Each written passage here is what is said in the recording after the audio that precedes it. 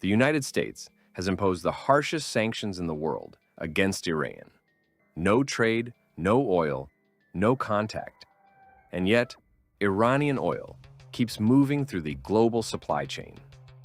Through a system of fake flags, ghost ships, and shell companies that officially doesn't exist. These are documented facts, confirmed by the US Treasury, the State Department, and Congress itself. And the question isn't whether it's happening, it's how. In early 2026, the situation escalated dramatically. US and Israeli forces launched strikes on Iranian military targets. Iran responded. Not with an army marching, not with a bomb dropping, with a straight. 20% of the world's entire seaborne oil trade passes through the Strait of Hormuz. Every single day. Overnight, shipping traffic collapsed. Maersk stops. CMA, CGM stops. Hapag-Lloyd stops. The biggest shipping companies on the planet shut down. Oil prices exploded, from around $70 to nearly $120 a barrel. Every American felt it at the pump. And here's the moment that should really shock you.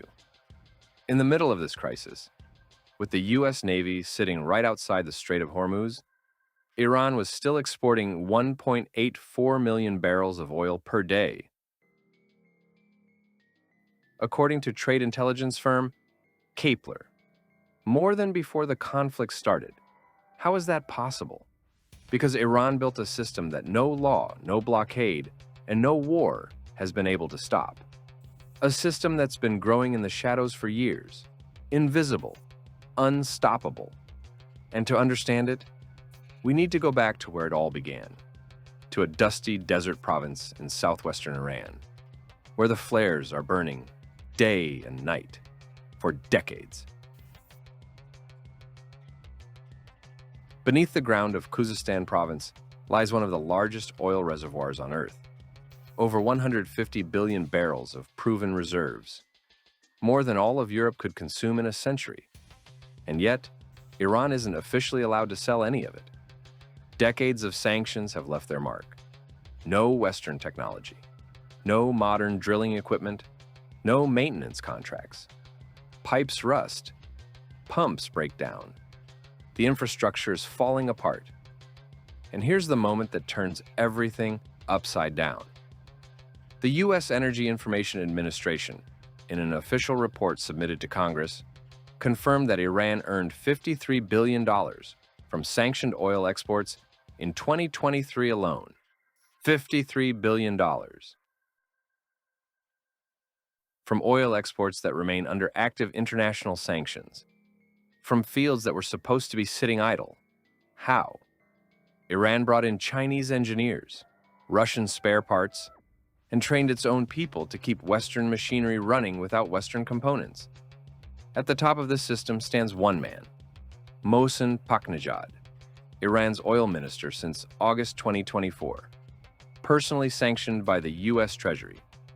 His name is on the blacklist, his phone is monitored, his travel is tracked. And every single morning he walks into his office and sells oil. 1.6 million barrels a day. Every single day. That's the entire daily oil consumption of Germany, exported, sold, and officially ignored by the world. But the oil still has to get out of the country somehow. And for that, Iran needs something no sanction has ever been able to fully control: the sea. In October 2024, a tanker disappeared. Its name was Fiona, registered in the Cook Islands. Halfway through its route to China, it switched off its transponder. No signal, no location, no ship. This isn't a one-off. This is how it's done. According to the watchdog group United Against Nuclear Iran, Iran operates a fleet of over 400 vessels engaged in shadow shipping activity. 400 tankers moving across the world's oceans. No name, no signal, no trace. The US Energy Information Administration estimated Iran generated over $53 billion in oil revenues in 2023 alone. with most of it moving through exactly this kind of network. So, how does it actually work? It starts with the flag. Panama, Palau, Cameroon, Jamaica, countries whose flags fly on ships that have never once set foot in those countries. Then, the transponder simply switched off. Weeks later, the same ship reappears with a new name and a new flag, new identity, and then the move that changes everything. About 20 nautical miles off the coast of Malaysia, two tankers meet in the middle of the open ocean. One comes from Iran, the other's already waiting, side by side. The pumps run, hour after hour. After that transfer, the oil has a brand new origin. It now comes from Malaysia, or Oman. The paperwork says so, and no customs official in the world can prove otherwise. According to Bloomberg satellite imagery analysis, these transfers doubled between 2020 and 2024. The US Treasury sanctioned over 875 ships and companies in 2025 alone for their role in this network. 875 in a single year. And the system keeps running anyway, because Iran has a partner that never asks questions. The biggest, most powerful buyer in the world. Picture a man, plain office, fluorescent lights. On his desk, a stack of shipping documents. Omani crude. That's what they say. He picks up a stamp, approved. He knows exactly what's in those tanks. He knows exactly where it came from. And he stamps it anyway, because the system allows it. This man works for what the industry calls a teapot refinery. Small, private, under the radar. There are hundreds of them in China's Shandong province. Together, they process a quarter of China's entire oil supply. Their business model is as simple as it is cynical. Iranian oil, available at $8 to $10 below the global market price per barrel. Relabeled as Omani crude, Iraqi crude, Malaysian blend. The name changes. The oil stays the same. And once it's been processed, it's no longer Iranian oil. It's diesel. It's jet fuel. It has no origin anymore. Just a price. And it can end up anywhere. Even where you'd least expect it. Take one specific company. Shandong Shengqing Chemical. The US Treasury sanctioned it in April 2025, officially accusing it of purchasing over $1 billion worth of Iranian crude oil, including oil linked to Iran's Islamic Revolutionary Guard Corps. That's public record. Their response? 44 new oil tanks, 41 million barrels of storage capacity. The sanction didn't stop them. It made them bigger. And the man in the office picks up the next document. Omani crude. Stamp.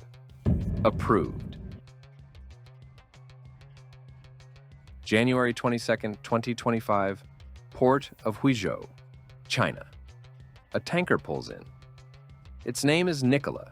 Its papers say, crude oil from international waters. What its papers don't say. 1 month earlier, this tanker was sitting off the coast of Singapore, side by side with an Iranian state tanker. In the middle of the night, transponder off. 1 million barrels of Iranian crude transferred on board. The US State Department officially documented and published this, including the date, the volume, the ship name, and the port. All public record. Available on state.gov. And yet, the tanker unloaded. The refinery processed it. The system worked, like it always does, because China isn't the end of the chain.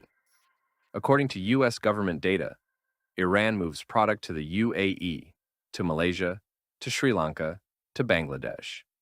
From there to traders, to brokers, to refineries that don't ask questions. Every step makes the trail a little harder to follow. In November 2025 alone, right in the middle of active American sanctions, Iran exported 61 million barrels of oil. According to tracking firm UANI, a new monthly record. and an estimated 300 million barrels remain on shadow fleet tankers on the world's oceans right now, according to the Middle East Institute. Right now, while you're watching this, the Treasury knows, the State Department knows, 875 companies and ships sanctioned, and Iran is exporting more oil than ever before. April 2026. The U.S. Navy blockades Iranian ports. 10 tankers turn around. Oil prices drop, briefly. Then, days later, Iran seizes ships, closes the strait again. Brent crude climbs back above $100. 300 million barrels, somewhere out on the oceans. Invisible. En route. If the most powerful navy in the world, the harshest sanctions in history, and an active war couldn't stop this system, what can?